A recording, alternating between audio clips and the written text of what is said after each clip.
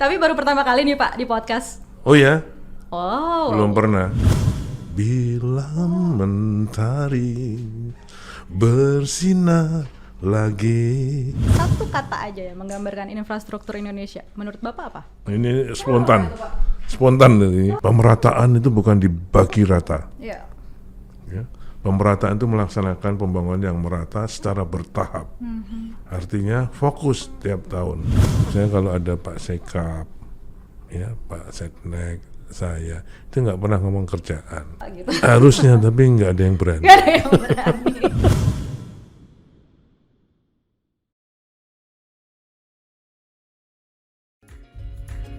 Bincang-bincang seru di podcast Kabinet dan Setcap. Mari dengarkan diskusi hangat dan berhadiah.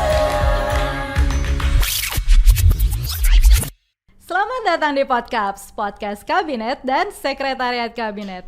Perkenalkan, saya Benedikta Triksi, saya yang akan menjadi host untuk episode kedua kita kali ini. Kawan Kabinet mungkin banyak yang pengen tahu, apa sih podcast itu? Podcast itu adalah podcast resmi Sekretariat Kabinet yang berisi banyak obrolan dan diskusi tentang berbagai topik. Mulai dari kebijakan pemerintah ataupun hot issue yang berkembang di masyarakat saat ini. Tapi tentunya ini semua kita kemas dengan penyampaian yang ringan dan juga santai. Nah, di episode 2 kita kali ini, kita akan ngobrol nih dengan seseorang yang luar biasa. Saking luar biasanya beliau ini punya berbagai macam julukan kawan kabinet. Pak Presiden Jokowi mengistilahkan beliau sebagai Bapak Infrastruktur Indonesia. Nah, sementara Pak Menko Luhut menyebutnya Jenderal Pembangunan Infrastruktur Indonesia. Tapi nggak mau kalah, netizen itu punya julukan juga buat beliau, walaupun agak nyeleneh. Julukan buat beliau, Bapak Meme Indonesia. Itu kalau pakai istilah bapak itu bukan apa-apa, Oh, karena menunjukkan sudah tua. Saya kira lebih baik jenderalnya. Oh baik, Jenderal Meme Indonesia. Ya, jadi udah bisa ketebak dong ya kawan kabinet. Langsung aja kita sambut Bapak Menteri Pekerjaan Umum dan Perumahan Rakyat, Bapak Basuki Hadi Mulyono. Halo Pak Bas, apa Halo. kabar? Baik. Terima kasih saya diundang di podcast ini. Terima kasih kembali Pak. Tadinya saya pikir, apa sih podcast? Mau diapain saya ini? Gitu. Tapi baru pertama kali nih Pak di podcast. Oh ya? Oh. Belum pernah. Luar biasa nih Sekretariat Kabinet ya Pak ya. Iya, karena diundang Pak Pramono Anung dan Mbak Bene saya mau datang. Aduh, alhamdulillah. Semoga kedepannya semakin sukses Pak Bas. Amin. Pak Bas, gimana tahun 2022? Tambah semangat dan optimis nggak nih? Harus tetap semangat, harus tetap optimis, oke? Karena makin kita tertantang, makin harus semangat. Betul Pak. Kalau tanpa tantangan malah kerja nggak semangat. Tapi kayaknya tambah sibuk ya Pak, walaupun baru awal tahun. Ya memang tugasnya begitu dari dulu ya podo ae gitu ya. Kalau nggak sibuk nggak menteri ya Pak ya. Iya, oke. Memang tantangannya tugas yang diberikan oleh Pak Presiden makin banyak. Kita nikmati dan harus tetap semangat. Ngomong-ngomong semangat nih Bapak, topi ikoniknya kok nggak dipakai Pak? Ini topi ikonik ini memang sangat berharga buat saya. Nanti kalau saya pensiun mau saya lelang Jadi. buat sanggup pensiun. Oh gitu. Oh gitu. Oke. Karena itu memang 5 tahun saya pakai nemenin saya untuk membangun bendungan, bangun jalan tol, bangun jembatan gantung, semuanya selalu saya pakai. Tapi dengan topi itu juga saya sering bertengkar sama istri saya. Oh, ya. Jadi kawan kabinet, kalau yang belum tahu, Pak Bas ini punya nih punya topi yang sangat legendaris nih seperti yang ada di foto. Nah, Pak, ada cerita apa Pak dengan topi ini dari awalnya sampai bisa berantem sama istrinya? Karena sudah sangat beler gitu ya. Oh, Istri saya bilang, kamu ngapain pakai kayak gitu? Nanti kira istrinya nggak ngurusin gitu ya. Jadi saya pernah sekali mau berangkat ke lapangan, saya nyari topi, diumpetin sama istri saya marah besar itu. Bapak nggak coba cari yang baru? Karena itu sudah nyaman pakai itu. Gitu. Nyaman ya Pak, betul. Okay. Setuju. Ini tuh topi yang sangat legendaris setiap Pak Bas ke tempat infrastruktur, melakukan peresmian bersama Pak Presiden, sering memakai topi ini. Tapi juga kalau lagi ngedrum topinya dipakai, cuman dibalik ya Pak ya. Karena kalau pakai itu ngedrum kan nggak kelihatan mukanya, Iya, nggak sopan. Oh biar kelihatan Pak mukanya Iya, ya kan. iya. Pak Bas, Apa? saya bingung nih Pak. Jadi ngomong-ngomong tentang ngedrum Kalau ngedrum bingung tadi. pegangan itu loh, harusnya dipegangin tuh kalau bingung. Bapaknya bisa aja nih, saya tuh beneran tapi Pak bingung ya. Apa? Jadi Loh. sebenarnya Bapak menteri atau pemain drum? Ya ini kalau play hard, work hard, working hard, Setuju. playing hard. Jadi main band, main drum khususnya itu bukan hanya hiburan buat saya, tapi kayak olahraga buat saya. Oke? Main drum 1-2 jam udah berkeringat, pulang mandi tidur gitu kan. Dan itu memang salah satu mungkin satu-satunya hobi saya selain olahraga saya berenang. Jadi olahraga saya hanya berenang karena memang sudah umur tadi bapak tadi. Tapi juga dengan ngedrum tadi juga semua bisa rilis. Ngomong-ngomong yang dipanggil Bapak tuh nggak selalu berumur lah Pak. Oh gitu ya. Kalau udah punya gaji sendiri biasanya tiba-tiba dipanggil Pak itu. Ini saya juga ngelihat nih Bapak sering ngedrum bersama band Gigi. Bahkan yang legendaris itu juga waktu Bapak ngedrum pakai toga. Nah ini gimana nih Pak ceritanya nih Pak? Di gambar ini. Iya, kalau dengan band saya main dengan Iwan Fals, dengan Gigi. Yang terakhir waktu Kaset Press mengadakan festival atau lomba badminton. Oh, Itu saya dengan Raja. Okay. Oh gitu. Oh ya itu. Jadi happy aja.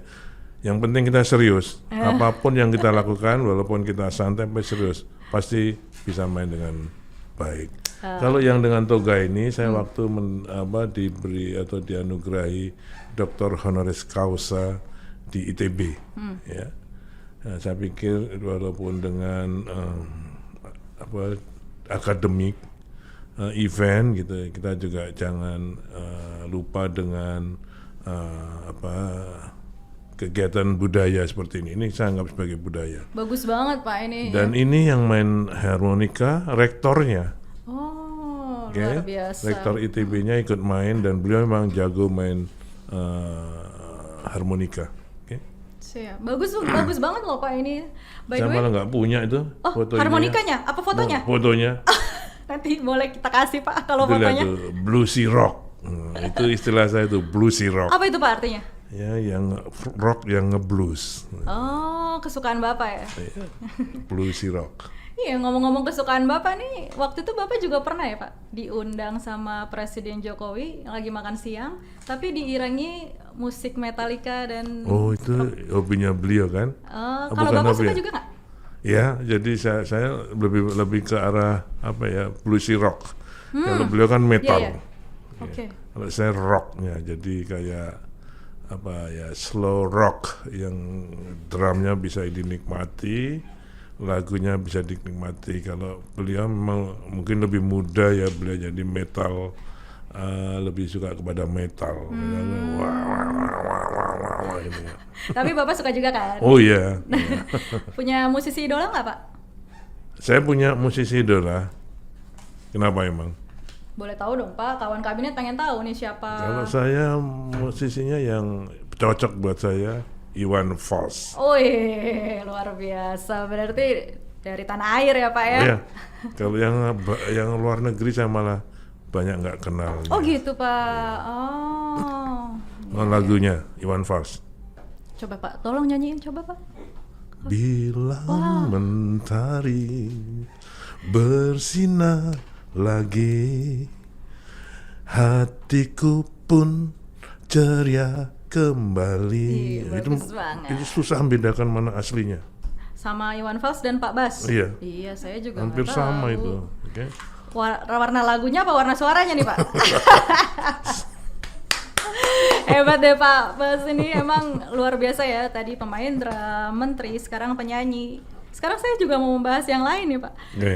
Kan era digital udah pada sangat maju ya Pak. Iya. Sekarang banyak Nah, sekali. jangan ngeledek lah pokoknya yang gitu-gitu. Kita bicara yang Apa program nih, Pak? gitu. Ya. Jangan Saya tahu Bapak arahnya. tahu aja saya mau meledeng. Aduh Pak, nggak apa-apa lah Pak. Ini tuh kawan kabinet pengen tahu. Apa? Jadi Bapak udah tahu nih saya mau nanya apa? Tahu saya, coba kira-kira cuman. Iya Pak, jadi kan pejabat publik zaman sekarang kalau misalnya milenial sudah melek ya sama apa namanya era digital, itu banyak banget sekarang yang ngedit-ngedit foto. Nah biasanya pejabat publik takut nih Pak sama kata-kata viral. Tapi kayaknya Pak Bas nih beda sama pejabat publik lainnya. Kalau yang lainnya takut, kalau Pak Bas ini kalau saya browsing, saya cari nama Pak Basuki Hadi Mulyono yang keluar foto-foto lucu. Dari salaman sama diri sendiri, sama PU Permen. Waduh luar biasa, cerita dong dikit Pak. Kalau saya soal yang digital ini memang agak nggak melek gitu ya. Tapi saya tahu powernya dari digital equipment itu. Tapi saya nggak terlalu hobi gitu main itu. Jadi handphone saya masih Nokia. Tapi Iya, yang itu, ya, betul. tapi yang membanggakan Itu juga. Nokia berapa Mana ini? Pak, lihat coba-coba. Tuh. Waduh, kawan kabinet ada yang masih pakai Nokia. Bapak Jadi- sebenarnya punya Nokia sama punya smartphone atau cuma Nokia aja? Nokia aja. Wah. Kalau ya WA yang di ajudan, kalau saya hanya pegang ini. Dan ini Pak, di seluruh dunia hanya 2 orang yang pakai. Bapak sama? Saya Perdana Menteri Belanda. Iya benar, ada juga ya Pak, itu Iya. fotonya viral juga. Iya kan? Karena 2 kali saya jemput beliau di Halim. Yang pertama kali saya tanya, mana handphonemu? Tetap sama. Jadi masih janjian ya Pak, harus selalu Iya. tetap pakai itu. Oke, ya. Dengan ini kan kita fokus telepon dan SMS. SMS dan telepon aja. Bu Menteri Keuangan tuh selalu protes. Tapi kalau Bu Menteri Keuangan juga kalau saya SMS bales dengan SMS, Siapa yang nggak mau balas Pak Bas? Nggak ada yang berani. dengan SMS. Iya, saya juga kalau di SMS pasti Oke, balas Pak sama oke. Bapak mah. Pak Bas, nah kalau misalnya kita ngomongin karir nih Pak tadi. Kalau misalnya ngomongin karir, Pak Bas nih beda dengan menteri-menteri yang lain. Kalau menteri yang lain kan ditunjuk. Tapi kalau sama Pak Bas juga ditunjuk. Tapi Pak Bas meniti karir dari ASN, dari bawah. Iya. Jadi gimana Pak awal perjalanan karir Bapak dari awal sampai bisa menjadi orang nomor 1 di BUMN? Waduh, panjang tuh Mbak, tapi short ya. Saya memang dulu masuk Universitas Gadjah Mada di Ya. geologi pengen jadi kerja di minyak. Tapi karena saya ekskursi besar bersama ITB, kemudian di Riau, di Caltex waktu itu, dan kemudian skripsi saya di Talang Akar dengan Stanford, akhirnya saya memutuskan nggak bisa kerja di minyak karena terlalu eksklusif. Ibu saya nanya, loh kamu dulu masuk, karena kecil saya di Pelaju, di Palembang. Tapi dengan adanya ekskursi dan skripsi itu yang terlalu eksklusif, jiwa saya nggak suka. Akhirnya saya masuk PU yang ngebor, tapi ngebor air tanah. Bukan ngebor minyak di Jawa Tengah. Jadi saya masuk PU bukan di Jakarta, Di Semarang Pak. di proyek di Jawa Tengah. Oh. 80 sampai 84. Kemudian dipindahkan ke NTT. 84 sampai 87 di air tanah. Kemudian 87 saya sekolah ke Amerika. Untuk S2 dan S3 saya. Di Colorado ya Pak? Di Colorado. Karena saya kerja di PU, saya ngambil jurusan sipil. Karena saya S1-nya geologi, S2 saya harus pindah ke sipil. Dan S3 di sipil. Kemudian pulang ke Jakarta, nggak boleh lagi ke daerah. Saya di Patimura. Tahun 93. Sampai selanjutnya macam-macam. Banyak Iya. sekali berarti Iya. ganti-ganti jabatan, tapi nggak boleh ke daerah lagi gitu. Nggak boleh. Tapi akhirnya saya alhamdulillah ditunjuk sebagai Direktur Jenderal termuda waktu itu. Alhamdulillah Pak. Umur 48 di PU. Padahal waktu itu kan PU banyak sekali para senior saya yang jago-jago. Tapi Pak Menteri almarhum Pak Sunarno waktu itu menunjuk saya sebagai Dirjen Sumber Daya Air atau Pengairan. Oke. Kemudian selanjutnya menjadi Kepala Badan Litbang, dari 2023, 2025 Dirjen, 2025 sampai 2027 Kabalitbang, 2007 sampai 2013 Belum itu Pak. Inspektur Jenderal, Iya. 2013 sampai 2014 setelah sebelum diangkat sebagai Menteri sebagai Direktur Jenderal Tata Ruang. Tapi sebetulnya Yep. yang berkesan buat saya selain Direktur Jenderal, saya ditunjuk pada saat adanya bencana-bencana. Oh, Pasti sebagai iya, tim betul. atau ketua tim. Tsunami 2004. Oke, itu saya sebagai Direktur Jenderal Sumber Daya Air, saya mengetuai tim di sana. Kemudian Yahukimo kelaparan, saya juga ditunjuk sebagai tim penanggulangan. Kemudian amblesnya Cipularang. Oke. Terakhir Purworejo. bukan Purworejo, Sidoarjo. Sidoarjo. Sorry Pak, koreksi. Timnas Lumpur. Jadi Iya. saya bisa menyampaikan I was born for disaster. Oh, luar biasa. Jadi PU. karena disaster lah Pak Bas hadir. Karena untuk disaster itu keluar karakter seseorang. Oke? Berarti benar tadi PUPRMN ya Pak? Me- Itu benar banget itu. Menangani disaster itu keluar karakter orang, Iya, setuju Pak. leadership maupun personal karakter. Iya, setuju. Keluar. Dari hati. Iya. Karena akhirnya menangani disaster itu harus dengan love, dengan cinta. Apapun mau kompetensi, mau macam-macam, tapi terakhir love. Iya. Harus menangani Setuju. disaster dengan love. Kalau enggak pasti tewas kita. Oke. Tapi sebenarnya kalau selama ini kan Bapak udah 2 periode nih Pak Bas sama Pak Presiden Jokowi ini, pengalaman paling seru bekerja bersama Pak Presiden itu apa Pak? Ada cerita? Ya boleh. Saya kalau menemani beliau gitu, mendampingi beliau, tentunya kalau ada Pak Sekap, ya Pak Setnek, saya itu nggak pernah ngomong kerjaan, Oh, ya. jadi ngomonginnya apa dong? Ngomong yang rileks. Kalau masalah itu kan Pak Presiden pasti lebih banyak, sudah banyak. Jadi saya nggak pernah memberikan masalah.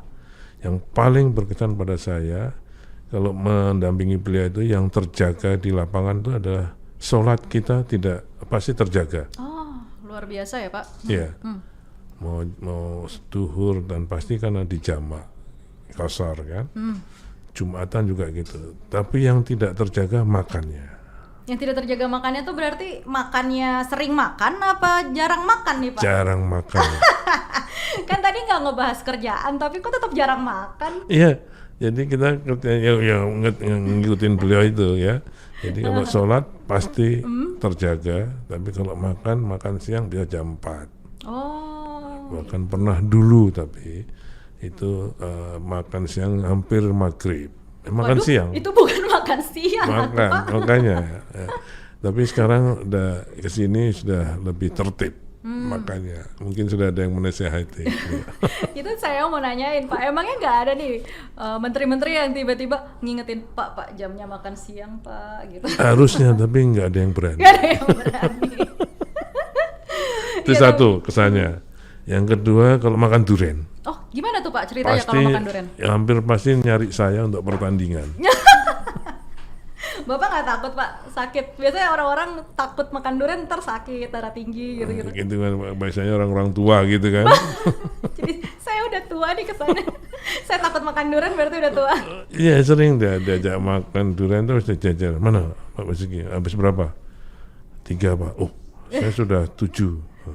Oke saya makan lagi 5. Sudah 11. Oh, saya bilang saya kan pembantu presiden. Kan nggak mungkin saya makanya lebih banyak dari presidennya. Ini 3 tuh 3 biji. 3 apa biji. 3 buah? 3 biji. Kalau 3 biji saya juga bisa Ya Pak. makanya paling banyak saya makan 7 7 biji. karena beliau 11. Oh, Jangan bilang-bilang sama ibu. ya ini Jokowi. kan kedengeran. Ya jangan bilang-bilang. Siap-siap. Saya Kalau, nggak bilang-bilang. kalau mendengar sendiri nggak apa-apa gitu. Iya. Lagi pula Pak, saya juga bingung gimana cara bilang-bilangnya. Kalau menurut Bapak, infrastruktur Indonesia ini yang menggambarkan satu kata aja ya, menggambarkan infrastruktur Indonesia. Menurut Bapak apa? Tertinggal. Waduh. Ini Kenapa spontan. Pak itu Pak? spontan ini. Oh iya, tapi Bapak bisa jelasin dong kenapa tertinggal? Iya. Sementara kita lihat udah banyak banget nih pembangunan yang dijalankan. Itu masih butuh banyak sekali pembangunan infrastruktur.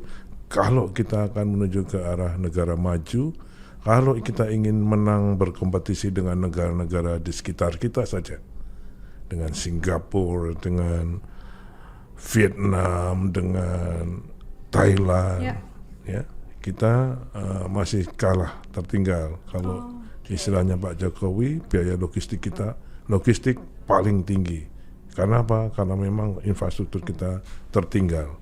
Jadi menurut saya, kalau dengan satu kata, infrastruktur kita tertinggal. Saat inilah ya Pak, tapi Oh, iya. mungkin berikutnya enggak ya. Ya makanya harus kita kerja Siap. dengan lebih keras lagi. Iya, Nah, tadi setuju. lebih semangat lagi, optimis untuk menuju negara maju dengan basic pengembangan infrastruktur yang lebih baik. Nah, itu dia Pak. Ini ngomong-ngomong untuk menuju maju ke depan, kan anggaran Kementerian PUPR juga saya rasa tinggi ya Pak. Di tahun 2022 aja kan mencapai 100,6 triliun. Iya. Nah, itu Pak. Ini kan sering juga banyak program nasional yang dibebankan kepada Kementerian PUPR dan sering juga dibahas di sidang kabinet, paripurna atau di rapat terbatas yang diselenggarakan oleh Sekretariat Kabinet. Ini menjadi tugas Kementerian PUPR juga kan Pak. Berarti target dan pelaksanaannya itu bagaimana Pak menjalankan amanah-amanah yang besar sekali ini? Saya tidak pernah minta uang kalau ditugasin. Luar biasa. Belum pernah. Ya, salut Pak. Karena saya tahu Ibu Menteri Keuangan sudah pusing mengurus uang negara. Iya. Jadi saya pasti akan mengoptimalkan apa yang sudah ada dianggarkan pada kami untuk melaksanakan tugas-tugas prioritas yang ditugaskan pada kami selanjutnya. Jadi saya selalu ngutak-atik dulu anggaran yang ada di Kementerian PU. Ya, insya Allah saya selama ini mungkin baru sekali saya minta uang atas tambahan itu, yaitu untuk yang sekarang yang G20 ini. Oh, iya, yang akan dilaksanakan nanti ya Pak. Iya, jadi pasti dengan programming yang baik kita bisa melaksanakan. Kalau sekarang kan ditanya gimana programmingnya, ya visi PU ini saya nggak punya visi melaksanakan tugas amanah di Kementerian PUPR. Visi saya adalah melaksanakan visi Presiden. Setuju. Karena saya sebagai pembantu Presiden, oke? Jadi nggak ada visi lain kecuali melaksanakan visi Presiden. Visi Presiden kita harus selalu melakukan programming yang fokus. Ya, saya orang PU lama, ya dari sejak awal. Saya sangat bangga sebagai birokrat. Okay? Jadi saya sebagai orang PU, saya mengikuti cara membuat program dari pemimpin-pemimpin saya masa lalu. Okay? Pemerataan itu bukan dibagi rata. Iya. Ya. Pemerataan itu melaksanakan pembangunan yang merata secara bertahap. Artinya fokus tiap tahun. Ya, seperti ada 10 destinasi wisata yang akan kita kembangkan, tidak semuanya kita sentuh pada tahun 2020 sampai 2021. Oke. 5 dulu. Ya. Tahun 2022 ini dianggap selesai, nanti akan pindah yang 5 lagi. Yaitu yang namanya programming yang fokus. Ya. Jadi kalau kita mau prasmanan, tidak semua rata, acar semua. Nggak ada kambing gulingnya, Sakit perut. nggak ada empal gentongnya kan, nggak ada main course-nya. Dimakan semua sama-sama rata, sakit perut. Iya, betul. Jadi harus ada kambing gulingnya, ada empal gentongnya, ada sticknya mungkin, ya kan? Tapi itu 3 saja yang fokus, yang lainnya bisa yang lain-lain. Iya. Oke? Intinya sesuai kebutuhan. Iya, bukan berarti yang lain tidak disentuh. Ya. Yang lain tetap disentuh. Oh, oke. Oke. Jadi intinya adalah programming yang fokus tersebut. Kalau kita mau berhasil pembangunan ini, dan ini yang kita laksanakan sejak 2015 sampai sekarang ini. Nah, luar biasa. Itu dia Pak, sejak tahun 2015 kita juga tahu bahwa program Nawacita Pak Jokowi itu membangun Indonesia dari pinggiran sampai ke pelosok pedesaan. Dan sejak tahun 2015 sampai akhir 2021 sudah sekitar 400 jembatan gantung ya Pak yang dibangun oleh 409 kira-kira. 409. Luar Kira-kira, biasa Bapak ingatannya masih ingat sampai angka exactnya. Nah, ini tentunya kan bermanfaat sekali untuk mobilitas para masyarakat di pedesaan yang tadinya terisolasi tapi sekarang jadi tersambung gitu Pak. Ya, kita membangun kalau tadi nawacita tidak hanya membangun yang untuk peningkatan atau persaingan, memenangkan persaingan ekonomi untuk pertumbuhan ekonomi, tapi pembangunan infrastruktur kerakyatan seperti ini salah satu. Jembatan gantung, ada nanti irigasi pedesaan yang padat karya, ada lagi PISU ya, itu pembangunan infrastruktur ekonomi sosial masyarakat ya. Kemudian nanti ada PAMSIMAS, air minum masyarakat berbasis masyarakat, Sanimas, sanitasi berbasis masyarakat. Kita kerjakan semua, Kotaku, kota tanpa kumuh, itu program-program kemasyarakatan yang menyentuh masyarakat kecil. Jadi ada pembangunan yang untuk pembangunan ekonomi, jalan tol, bendungan, irigasi besar, ya kan? Nah ini Pak nih luar biasa kan menyambung dari satu desa ke desa yang lain ya Pak ya. Makanya kalau pembangunan infrastruktur ini pertama adalah merubah peradaban, ya kan, dari yang seperti tadi menjadi yang lebih manusiawi. Ini bisa tidak hanya menghubungkan dua desa, tidak hanya memperpendek lalu lintas, tapi juga tadi mengubah peradaban yang lebih manusiawi. Ya, lebih modern ya Pak ya. Benar-benar. Iya Pak, jadi selain jembatan gantung kan saya juga memperhatikan tapi pasti kawan kabinet juga merhatiin juga pembangunan tol masif Pak. Dari ujung barat sampai mau ke ujung timur nih Pak. Nah, ini kita nih menyambungkan kota antar kota, provinsi antar provinsi gitu ya Pak ya. Ini kan sangat bermanfaat lah untuk peningkatan ekonomi masyarakat juga. Nah, ini boleh nggak Pak dijelaskan proyek pembangunan jalan tol selama Bapak menjadi Menteri PUPR ini udah berapa panjang Pak? Udah berapa banyak? Oke. Jadi kalau ini nih contohnya Pak. Oh, bagus banget. Ini di jembatan Kalikuto. Iya. Ya kan? Hafal saya kan Kalikuto ini pada saat Bapak kita nyambungkan jalan tol Trans Jawa. Pada saat selesainya ini kemudian diresmikan oleh Bapak Presiden dalam rangka juga menyambungkan Trans Jawa dari Merak sampai ke Probolinggo. Okay? Jadi sebelum sampai dengan 2014 kita mempunyai 790 km jalan tol. Okay? Nanti dari sampai dengan 2024 nanti target kita adalah 2.390-an kilometer. Oke. Jadi saat ini yang sudah beroperasi tambahannya adalah 2.600 kilometer. 1.600 kilometer yang sudah operasi. Nanti 2024 insya Allah beroperasi lagi sepanjang total 2.300 kilometer jalan tol. Berkesinambungan berarti Pak setiap tahun demi tahun. Tidak hanya di Jawa, tapi juga di Kalimantan dengan Balikpapan Samarinda yang nanti akan kita sambungkan dengan IKN. Pasti nanti mau nanya IKN. Oke. Itu nanti ada juga jalan tol. Kemudian dari Manado Betung yang kemarin diresmikan total 99 paling baru itu ya Pak ya? Baru. Dan Sumatera, tol Sumatera ini insya Allah sampai 2024 akan kita selesaikan minimal sampai Pekanbaru Dumai. Oh, berarti dari Lampung sampai dari atas juga Aceh Sigli sudah, kemudian dari Medan sampai Binjai sudah akan selesai. Jadi minimal dari bawah, dari selatan. Sekarang Pekanbaru Dumai sudah, tapi dari Palembang Betung akan selesai, kita akan upayakan Betung Jambi dan Jambi ke Pekanbaru. Mudah-mudahan kita sampai dengan Pekanbaru sampai dengan 2024. Amin, luar biasa sih Pak.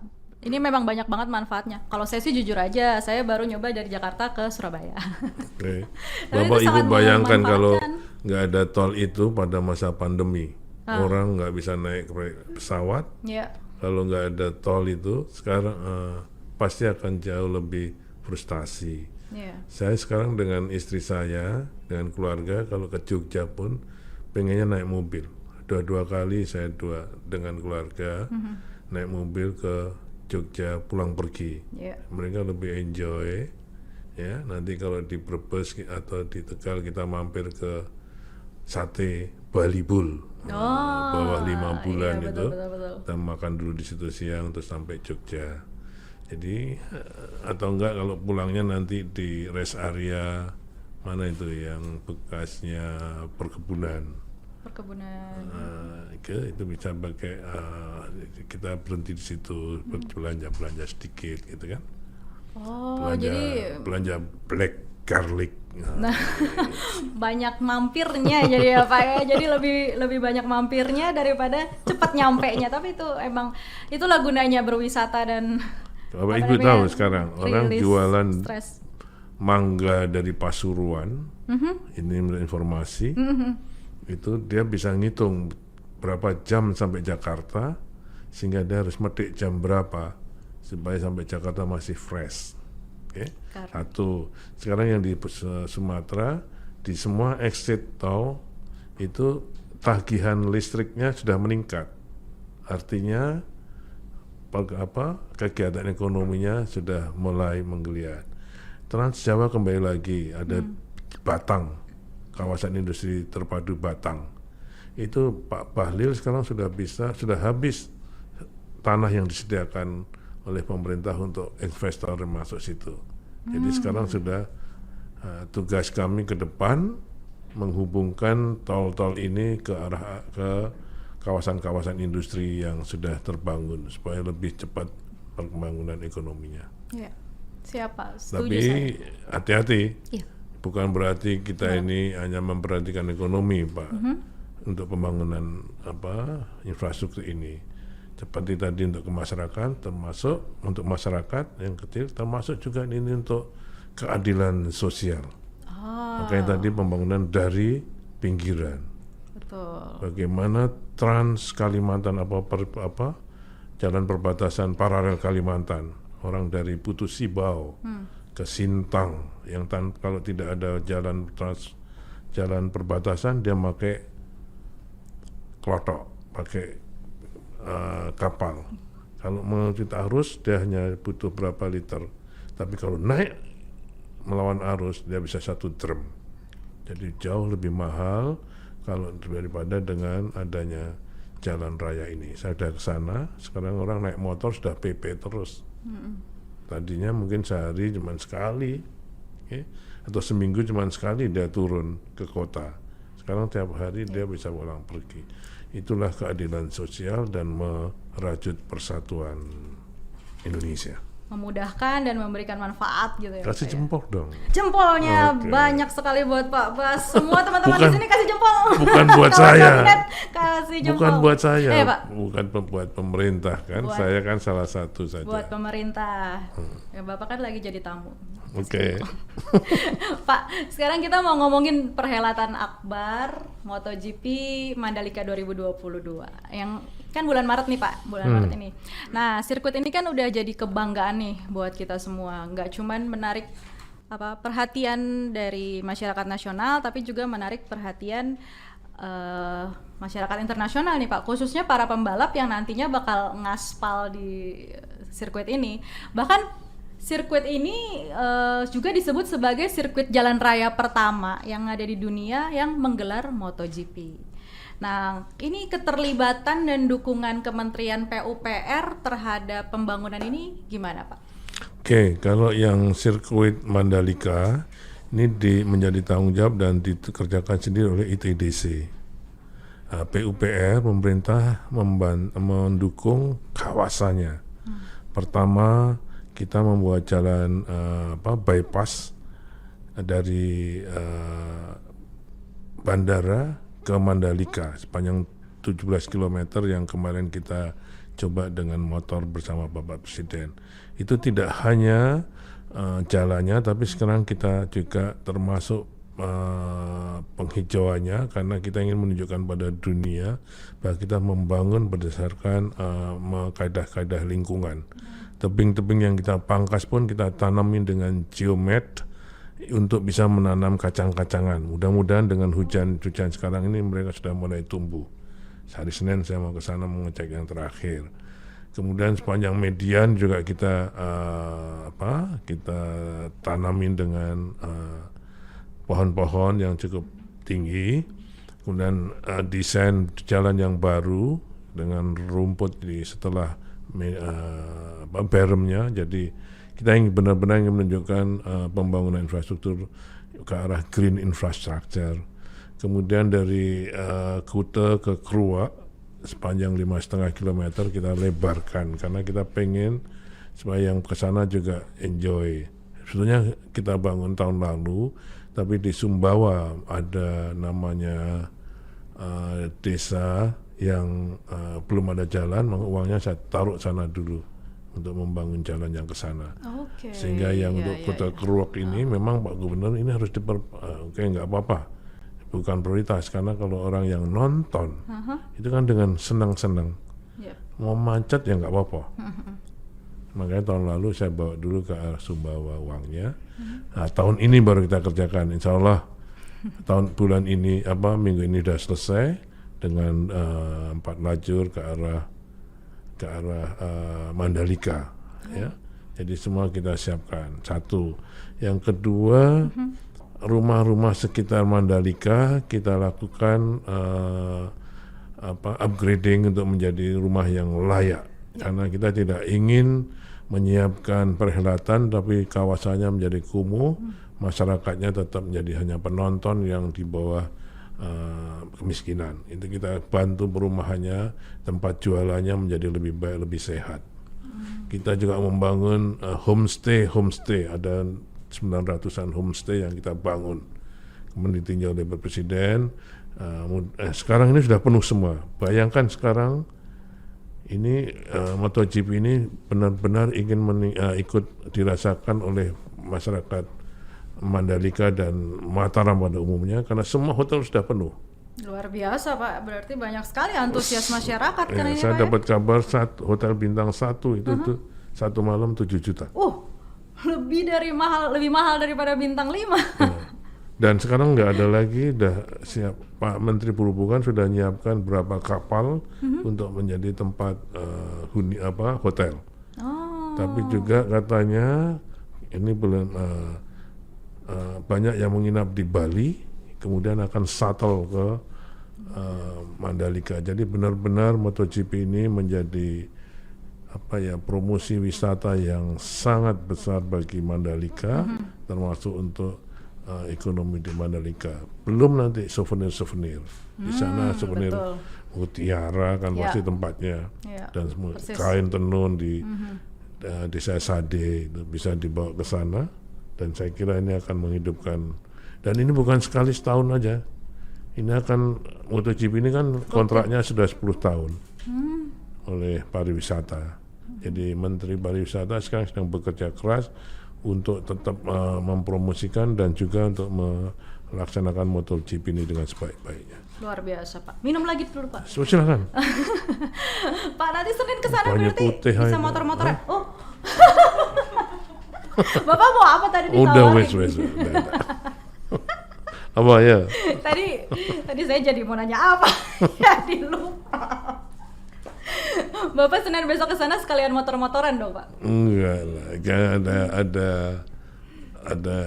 nanti aja melihat progres kesiapan ini, karena tanggal 20 kan mulai. Jadi saya kira semua harus siap. Luar biasa sih Pak, ini sangat membantu masyarakat juga, membantu masyarakat lokal. Dan saya juga senang sekali Pak kalau pembangunan infrastruktur ini, termasuk tadi Mandalika. Sekarang kalau misalnya saya lihat pembangunan infrastruktur ini udah banyak yang modern Pak. Banyak yang adaptif dan sangat instagramable gitu. Kayak banyak yang suka foto-foto di sana juga. Nah, misalnya ini seperti revitalisasi Sungai Sekanak Lambidaro, Pak, yang ada di Sumatera Selatan kan. Ya, selain mengembalikan fungsi sungai, ini juga tiba-tiba bisa menjadi destinasi wisata dan Jadi ikon baru ya Pak, Kota Iya. Palembang. Ini yang namanya Kotaku, program Kotaku, kota tanpa kumuh. Kota Dan ini banyak dikerjakan oleh masyarakat. Jadi yang saya sampaikan tadi ini adalah infrastruktur berbasis kemasyarakatan. Ya, selain menghilangkan kekumuhan di kota, tapi juga menjadi pusat destinasi untuk Ya. pacaran lah di sini. Mungkin loh. Buat Mbak Bebe ini kan pasti masih gitu. Luar biasa, terima kasih Pak nanti. Nanti kami coba-coba untuk mempromosikan destinasi pacaran barunya. Banyak di sini, di Tegal ada, ya, daerah kawasan pantai menjadi kawasan yang lebih baik. Ya, di Aceh ada juga. Hampir di setiap kota kita kembangkan kawasan-kawasan kumuh ini. Di Pontianak banyak sekali. Berarti bisa dibilang sekarang pembangunan infrastrukturnya tuh sudah sangat adaptif ya Pak, dan sesuai dengan minat dan perhatian masyarakat milenial sekarang ini ya Pak ya? Saya kira ya bahkan kalau pembangunan perumahan kita sekarang sudah nyoba dengan BIM. Ngerti nggak BIM? BIM apa tuh Pak? Coba dong Pak dijelasin. BIM itu building information management kayak seperti itu. Tapi itu bukan information tapi ini adalah alat printing. Jadi membangun rumah dengan big printing machine gitu. Jadi semua satu hari bisa selesai untuk membangun rumah. Berarti kita lihat dulu desainnya seperti apa di situ kan? Bukan hanya desain, ini sudah bukan desain, makanya printing itu bukan desain. Tapi juga nggak ada gambarnya ya. Kalau mau dilihat nanti tim podcast Setcap ini bisa lihat di Pasar Jumat kalau nggak keliru. Kita punya contoh pembangunan rumah dengan BIM ini. Ini dari tadi kan kita ngomongin semua kesuksesan yang sudah dijalankan ya Pak. Tapi pasti kan banyak sekali tantangan-tantangannya Pak. Dan tidak terlepas dari suka dukanya gitu Pak. Tantangan-tantangan Kementerian PUPR yang selama ini dialami apa sih Pak? Saya kira seperti yang kita tagline-nya sigap membangun negeri. Tantangan pertama, target yang diberikan oleh Bapak Presiden. Kita kerja sekarang ini harus cepat. Ya. Kalau motonya kan bekerja keras, bergerak cepat, bertindak tepat. Itu ternyata nggak cukup. Apalagi tuh? Sekarang harus bekerja lebih keras, bergerak lebih cepat, dan bertindak lebih tepat. Lebih smart berarti ya Pak? Iya, ya, jadi kalau saya sampaikan pada teman-teman di PU saya kadang-kadang kan sering, tugas saya kan cuma ngarahkan dan marah. Waduh, kan? Masa sih Pak? Saya jadi nggak percaya. Yang kerja kan beliau-beliau, dirjen, direktur, kepala balai, itu yang bekerja keras. Tapi bekerja keras saja tidak cukup. Bekerja harus lebih keras, lebih cepat. Karena itulah tadi kita punya infrastruktur masih tertinggal. Kelihatannya sudah banyak yang dikerjakan, tapi masih belum cukup untuk bersaing. Jadi harus kita bekerja lebih keras, lebih cepat untuk bisa menyediakan infrastruktur yang lebih baik ke depan. Ke depan tidak hanya lebih cepat, tapi harus lebih baik dengan kualitas. Ya, kita harus, kalau kualitasnya seperti sekarang saja pasti tidak cukup untuk memenuhi tuntutan zamannya. Jadi lebih cepat, lebih baik, dan harus sekarang ini sesuai dengan visi Bapak Presiden untuk green economy, green infrastructure. Jadi kita harus lebih banyak memperhatikan lingkungan. Ini tidak gampang, baik dari segi desain maupun dari segi pelaksanaan, karena ini pasti juga menuntut kepiawaian para pelaksana, terutama supaya tidak menambah cost. Biasanya kalau kita mengikuti lingkungan akan menambah cost. Nah, ini juga harus menjadi tantangan kita supaya lebih baik, berkualitas, dan tetap mengikuti kaidah-kaidah green infrastructure. Saya kira 3 tantangan itu harus lebih cepat, lebih baik, dan green infrastructure. Iya, saya setuju sama Bapak, kawan kabinet tuh. Jadi kita tuh kerja harus lebih smart, lebih keras, dan lebih tepat, ya Pak ya. Setuju, saya setuju banget Pak. Jadi emang kalau misalnya kita kerja itu ternyata seadanya itu juga tidak cukup Pak, tidak akan pernah cukup gitu. Kalau kita mau luar biasa, kita tidak boleh mengerjakan sesuatu yang biasa. Contohnya Mbak, ini teman-teman buat para milenial tuh. Kalau kita ingin menikmati enaknya hari Sabtu dan hari Minggu, gimana caranya? Bukan hanya terus mengumpulkan uang sebanyak terus jalan. Kerja lebih keras pada hari Senin sampai Jumat. Nanti hari Sabtu dan Minggunya, wah, alhamdulillah kita bisa istirahat. Di rumah pun, kalau kita bisa menikmati istirahat, itu sudah menjaga barang mewah. Karena hari Senin sampai Jumat kita kerja keras. Tapi kalau hari Kamis sampai Jumat kerjanya biasa-biasa, hari Sabtu Minggu yang lewat gitu aja. Bagi orang PU lain lagi, apa tuh Pak? Tambahan, itu pun masih kurang. Gimana kalau orang PU? Sabtu Minggu itu tetap hitam. Waduh. Jadi kalau malah liburnya kapan? Itu ada kesempatan ini hari Sabtu hari Minggu saya ke lapangan. Oke. Jadi saya kira makanya tadi kerja begini aja kurang, nggak kerja keras saja tidak cukup, harus lebih keras. Siap. Jadi Sabtu Minggu pun harus tetap bisa kita lakukan pekerjaan itu. Itu dia Pak. Jadi nih saya mau menyambung nih, membahas tadi Bapak memimpin Kementerian PUPR. Kita kan tadi sudah bahas membanyak infrastruktur, capaian-capaiannya juga, tantangannya yang luar biasa sekali ya Pak, itu masif gitu. Nah sekarang saya mau ngebahas tentang gaya bekerjanya Bapak nih Pak. Bapak tuh dikenal tidak banyak ngomong, tapi semuanya selesai. Siapa bilang? Ya banyak yang menilai seperti itu. Bahkan banyak yang juga menilai Bapak ini mirip sama Pak Presiden, humble, suka merakyat, ngobrol sama masyarakat, tangan dingin seperti Raja Midas, semua bisa diubah menjadi emas gitu Pak. How do you make it Pak? Apa itu bahasa Inggris? Bagaimana cara Bapak melakukannya? Gini, saya pikir saya melakukannya dengan senang hati, dengan ikhlas saja. Jadi orang mau melihat, saya nggak pernah namanya laporan pidato pada saat peresmian oleh Bapak Presiden. Saya nggak pernah. Bahkan saya ditegur oleh beliau, kenapa nggak pernah laporan? Orang udah tahu.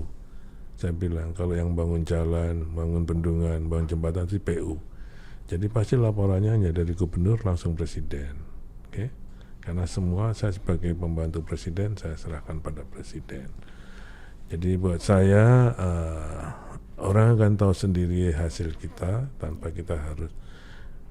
Tim komunikasi saya juga saya bilang, jangan editorial. Apa yang disampaikan di dalam medsos PU adalah laporan pekerjaan kita pada masyarakat. Bentuknya pasti harus laporan, bukan editorial. Gitu. Jadi semua harus kita kembalikan ke situ saja Mbak. Jadi ya itu yang saya kerjakan. Oke. Pak, Bapak nih dari tadi segudang prestasi ada, terus udah gitu kerjaan sambilan ada, main drum maksudnya tadi. Terus tapi award dan penghargaan juga kawan kabinet pasti udah tahu nih Pak Abbas, ini banyak sekali penghargaan yang diterima dari dalam negeri, dari luar negeri. Tapi Pak ada yang menarik perhatian saya Pak. Ini award yang diterima Bapak di Indonesia Award 2019 itu Pak. Masa ngalahin Atta Halilintar Pak? Nah, itu kan milih. Bapak kaget nggak? Bapak ibu. Oh ibu sih Pak, dipanggil ibu. Oke, ibu ikut milih nggak itu? Enggak sih Pak, saya nonton. Nggak usah dijawab. Jangan dong. Nggak ikut milih nggak nanya. Kecewa. Kalau ikut milih ya saya jawab. Kalau nggak milih ya ngapain dijawab? Ini teman-teman semuanya ikut milih. Saya cuman melihat banyak yang milih, ya udah pasti menang gitu soalnya. Saya nggak ngerti itu. Gimana Pak? Ya saya nggak ngerti kenapa saya dipilih lebih populer dari Mas Halilintar itu. Terus tapi pas mendapatkan award itu apakah banyak yang akhirnya memberikan selamat kepada Bapak? Gimana sih selamat? Saya pakai SMS. Saya nggak Ketemu ngerti. banyak orang, Saya Pak. nggak ngerti saya mau sama saya padahal yang sekarang anak-anak kan Iya, pakai bener-bener. WA. Saya nggak. Ini padahal di WA grupnya kabinet kalau pas hari ulang tahun kan selamat ulang tahun. Saya nggak dengar, saya nggak ngerti. Padahal ulang tahun Bapak ya. Ibu Menteri Keuangan yang bilang ini diselamati orangnya nggak ada gitu. Iya bener juga Pak. Pak, jadi mimpi Pak Bas tuh apa nih Pak untuk pembangunan infrastruktur Indonesia, apalagi kita mau menuju ke Indonesia Emas 2045? Ya tetap terus karena tadi saya bilang kita masih tertinggal. Ya kan, siapapun nanti presidennya, siapapun nanti menteri PUPR-nya, semoga aja visi untuk terus memperkuat infrastruktur ini. Saya tadi baru dikasih tahu orang, Iya, gimana tuh Pak? ya, luas Bali itu 5 kali luas Bangkok, Wah, gede juga ternyata ya. ya kan? Luas Bali loh ya, bukan Denpasar. Iya. Lebih 5 kali luas Bangkok. Tapi turisnya di Bali itu sekitar 1 juta. Angkanya saya nggak 1, sekian. Di Bangkok itu bisa 5-6 kali. Karena apa? Karena infrastrukturnya yang memang hotelnya misalnya itu sudah kurang banyak. Kalah. Padahal di Bali scenery-nya, waduh, pemandangannya jauh lebih baik daripada yang di Thailand. Nah, ini hanya karena infrastruktur yang masih kurang. Ya. Jadi saya kira ini masih perlu, sehingga sekarang ini banyak sekali hotel itu hanya di Denpasar, tidak nyebar kemana-mana. Padahal orang kan jalan kemana-mana, sehingga ada kesulitan di situ. Jadi semoga aja ke depan masih terus kita bisa, pasti dengan tidak melupakan yang lain-lain. Dari segi ekonominya, hanya infrastruktur mungkin perlu masih terus dilanjutkan. Iya, setuju saya Pak. Menjadi perhatian kita semua juga ya Pak ya.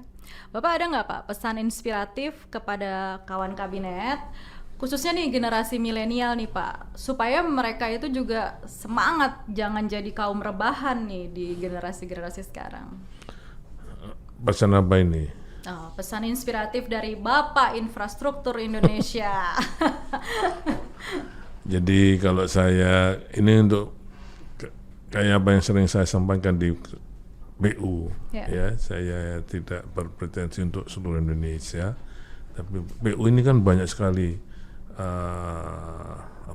sudah berapa tahun ini, 4 tahun terakhir ini, setiap tahun menerima 1.000 pegawai baru.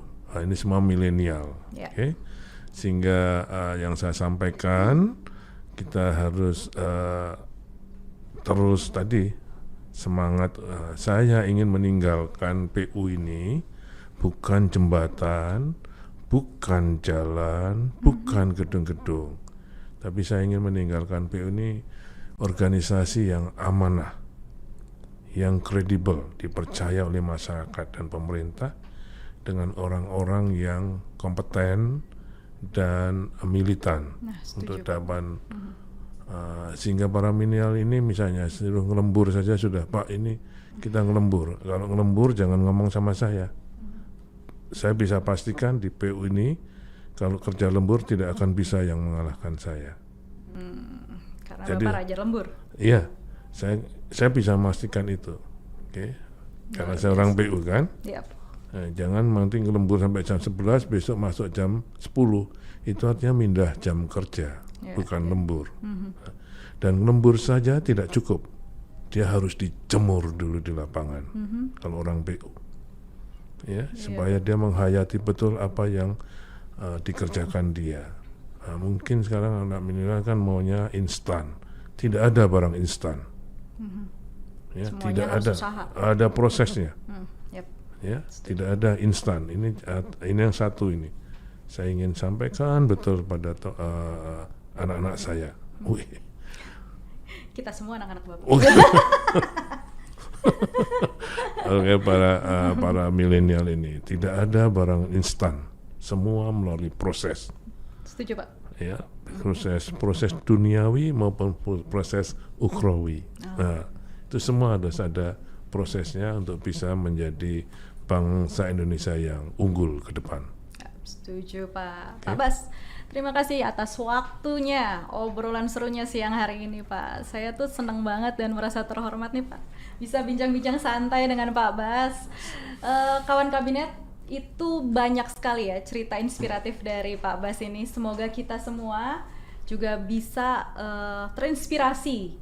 Juga kalau misalnya kita mengerjakan sesuatu hal, kita tetap dedikasi, pasti akan menjadi sesuatu hal yang luar biasa. Itu tadi, kalau mau luar biasa, jangan mengerjakan sesuatu dengan biasa gitu. Oke kawan kabinet, kalau ada ide, kalau ada saran atau topik, atau bahkan kalian punya ide untuk siapa yang akan diundang lagi di podcast kita berikutnya, silakan komen di bawah ya, jangan lupa komentar juga, dan jangan lupa subscribe, jangan lupa like dan share YouTube channel Sekretariat Kabinet, dan dengerin bincang-bincang ini di Spotify kalian masing-masing. Nah, tunggu juga ya episode podcast berikutnya yang semakin seru pastinya. Stay healthy, stay safe, bye-bye. Terima kasih, mohon maaf kalau ada yang nggak berkenan. Podcast Kabinet dan Setkap, mari dengarkan diskusi.